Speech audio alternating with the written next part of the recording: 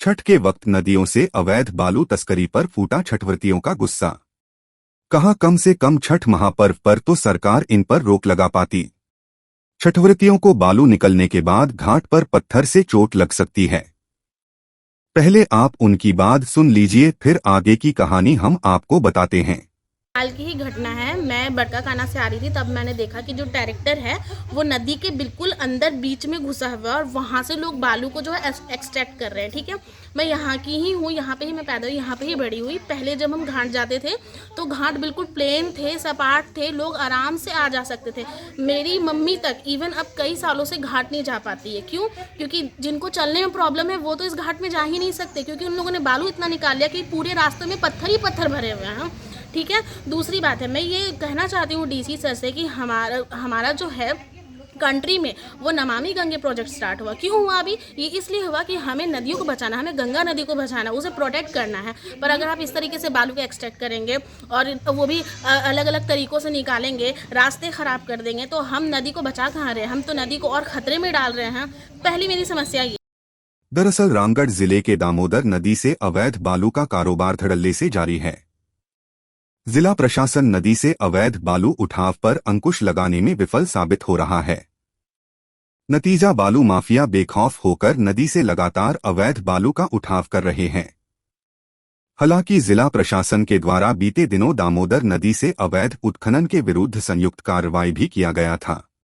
इसके बावजूद बेखौफ बालू माफियाओं ने जिला प्रशासन की उक्त कार्रवाई को धता बताते हुए कार्रवाई के दूसरे दिन से ही दामोदर नदी से बालू का अवैध उठाव करने लगे और उसी रात से दर्जनों ट्रैक्टर बालू का अवैध व्यापार में लग गया, जो अब तक लगातार जारी है। बालू माफियाओं की ऐसी गिद्धदृष्टि और इतनी सक्रियता है कि जिला प्रशासन के कार्रवाई के बाद से ही अवैध बालू का कारोबार दोबारा शुरू हो जाता है। समझा जा सकता है कि किस प्रकार रामगढ़ थाना क्षेत्र में अवैध बालू उठाव को लेकर बालू माफियाओं के द्वारा प्रशासन के साथ तू डाल तो हम पात पात की कहावत को चरितार्थ करते हुए लुकाछिपी का खेल खेला जा रहा है। स्थिति यह है कि दामोदर नदी से बालू बड़े पैमाने पर अवैध बालू का उठाव कर ट्रैक्टरों के माध्यम से प्रतिदिन कई ट्रैक्टर बालू विभिन्न क्षेत्रों में मोटे कीमत पर बेचा जा रहा है। बालू माफियाओं का धड़ल्ले से बालू का अवैध व्यापार फल फूल रहा है। आरोप है कि बालू माफियाओं के ऊपर पुलिसिया किसी प्रकार का कार्रवाई न हो, इसके लिए स्थानीय थाने में एंट्री के नाम पर ट्रैक्टर मालिक से रकम वसूला जा रहा है। इस प्रकार बालू माफियाओं द्वारा पूरी प्लानिंग के साथ एक निश्चित भागीदारी तय कर बालू की चोरी का एक तंत्र विकसित कर लिया गया है, जिसके सहयोग व मिलीभगत से सुनियोजित तरीके से अवैध बालू के कारोबार को अंजाम दिया जा रहा है। लेकिन छठ महापर्व को देखते हुए महिलाओं ने भी इस अवैध बालू खनन का विरोध जताना शुरू कर दिया है। गौ, गंगा और गाय तीन को लेकर चलते हैं। जब हमारी गंगा को ही आप उजाड़ रहे हैं तो हमारा सनातन धर्म आगे कैसे बढ़ेगा? दूसरी बात है, ये छठ का समय है। ठीक है, आप हर समय बालू निकाल लेते हैं, लेकिन अभी ये भी तो सोचिए कि बर्ती को कितनी तकलीफ होती है। वो पत्थर से जो चोट लगते हैं उससे कितनी परेशानियाँ होती हैं। इस चीज़ को ध्यान में रखते हुए सनातन धर्म को भी आगे बढ़ाइए।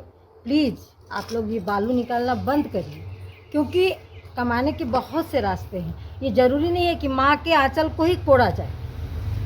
ऐसे में जिस रामगढ़ थाना क्षेत्र के सिरका दामोदर नदी से लगातार बालू का उठाव बालू माफियाओं द्वारा किया जा रहा है, वही के महिला के द्वारा विरोध भी शुरू हो गया है। इस मामले में अनुमंडल पदाधिकारी शीलवंत कुमार भट्ट ने कहा, जिन लोगों के द्वारा अवैध कार्यक्रम किया जा रहा है उनके ऊपर कार्रवाई की जाएगी और वहां के स्थानीय महिलाओं से भी हम बातचीत करेंगे।